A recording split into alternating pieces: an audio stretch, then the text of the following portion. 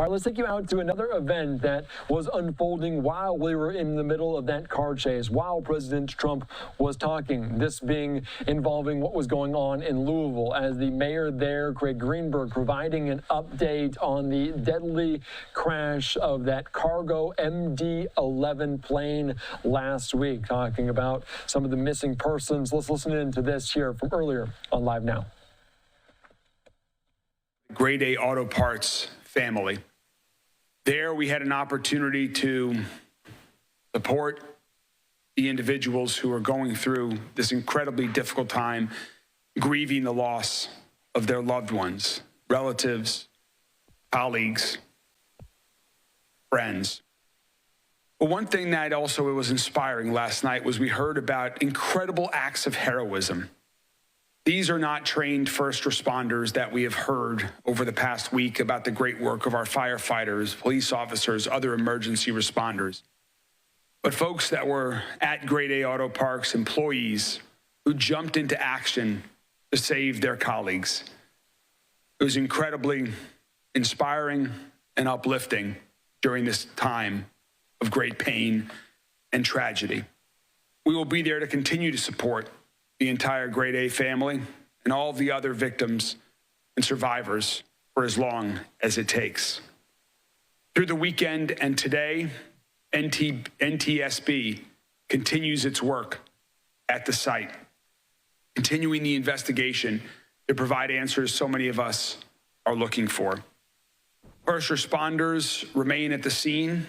Today, they're removing heavy equipment, heavy parts of the plane that have fallen into the crash site so that other first responders can continue the search for any victims that still remain on the scene. It remains a dangerous place to be, and so that's why it is still restricted to first responders. Rachel and I had a chance to visit the exterior of the perimeter of the crash field over the weekend to serve some lunch to the first responders that are working all day until we get the entire site cleaned up.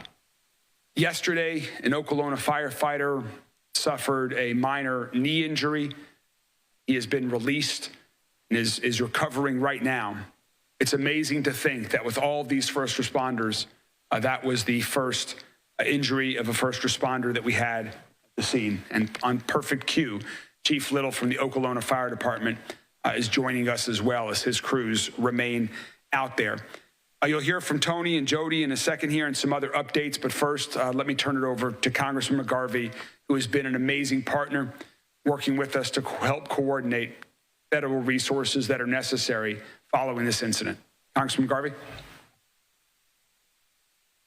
Thank you, Mr. Mayor, and thank you for your and your team's incredible leadership throughout this entire thing. I think I was literally walking down the street in Washington, D.C., trying to get in front of a television when we first spoke about how we could coordinate this. You have been a steadfast leader in every moment since. And you mentioned, I think, so many things we're all seeing right now. First was just utter shock, grief, not really knowing how we could all process what's going on. I think some of that shock is still there, but you're seeing a lot of sadness right now in our community, a lot of hurt. Whether it's meeting with victims, families, whether it's meeting with survivors who are starting to come to grips with their own experiences out there. The mayor mentioned last night, we gathered with a group of people, and it was family members of the people who've passed away. It was people who were there, who managed to escape, some who helped others escape. Their stories are heartbreaking. The pain is still so fresh and so real. It is sometimes even masked by the shock of how they talk about it. I was talking to one guy who was there last night, and it came up, and I said, "So you were there when this happened?" He said, "Oh yeah, I was in my office in a different building." He talked about how he heard the explosions and ran outside, and all he could see was fire, and he was paralyzed. And he realized what was happening, and the heat was so intense that he knew he wanted to run, but he said he couldn't move his feet. It was only after that someone credited him with saving their life, because they said that he was yelling to run while he himself couldn't move his own feet, but he doesn't remember telling people to run. These stories, I think, are going to keep coming out. And as they do, it's so important for all of us to continue lifting each other up, to continue talking about, you need help, ask for it. There's so many services available, and we're all here for each and every one of you.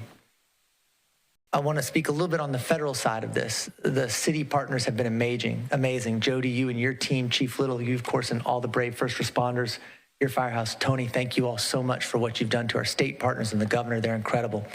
NTSB is still on the ground.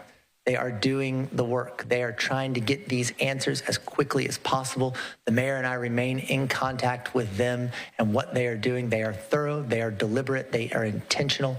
We want those answers now. They want those answers as well, but they're going to make sure they're right before they get them out there to the public. They are still very much doing this work and intentional about it. I want to congratulate or thank a little bit the EPA. I think the EPA has done a really good job of working with state and local partners and making sure that the cleanup from this is as thorough as it can possibly be, and that any possible problems as a result of the fire itself or from putting out the fire are as minimal as they can possibly be. And of course, our federal partners with the NTSB, the FBI has been out collecting evidence. We remain in touch with all of them as this is truly a partnership, which is something you'd expect in Louisville, something you'd expect in Kentucky. All of us, city, state, federal, every single person out there working together to help get answers, to help people who need it, to help make sure that in spite of this awful, almost incomprehensible tragedy, that we're doing everything we can to put the pieces back together and help each other out.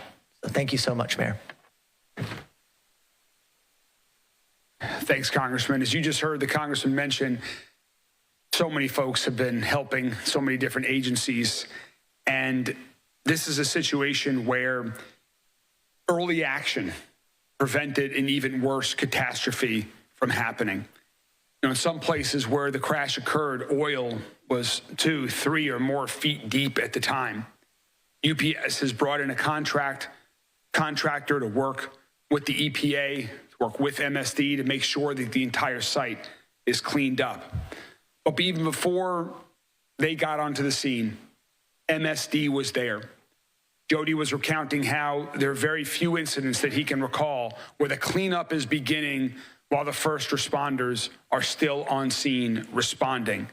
But because of that fast action by MSD, we really did prevent an even worse catastrophe from some of the fuel and other things that were on the plane and that happened as a result of the horrible explosions. The MSD has been coordinating the cleanup here. They have helped stop 30,000 gallons of oil from going into our groundwater, and they and their entire team should be commended for the early action and continued work that they've done throughout this process to protect our waterways, to protect our ground from further contamination from all of the gas and the oil. To talk a little bit more about this cleanup effort that continues still today, please join me in welcoming the Executive Director of MSD, Tony Parrott.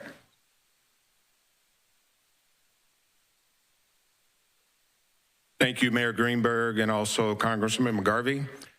Obviously, you know, we want to extend our condolences and our sympathy to all the victims of this tragedy.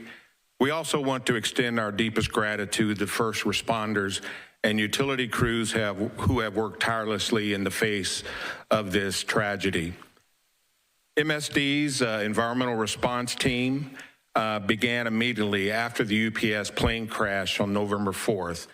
We responded and were ready to mobilize within 90 minutes after the crash, and the men and women of our industrial waste division began to monitor the nearby waterways for potentially contamination and runoff from the explosion and implement temporary mitigation efforts. And it was because of their quick response, they placed floating booms that absorb oil and affect waterways, such in areas such as Northern Ditch. All right, just listening in there as they're providing an update on this deadly cargo plane crash there in Louisville as the cargo flight was going from Louisville to Honolulu. It did catch flames. The right engine, the left engine, I should say, fell off of this MD-11 freighter. All right, let's quickly shift gears here on Live Now from Fox, take you out to the Senate floor, hearing lawmakers speak. Let's listen into this live.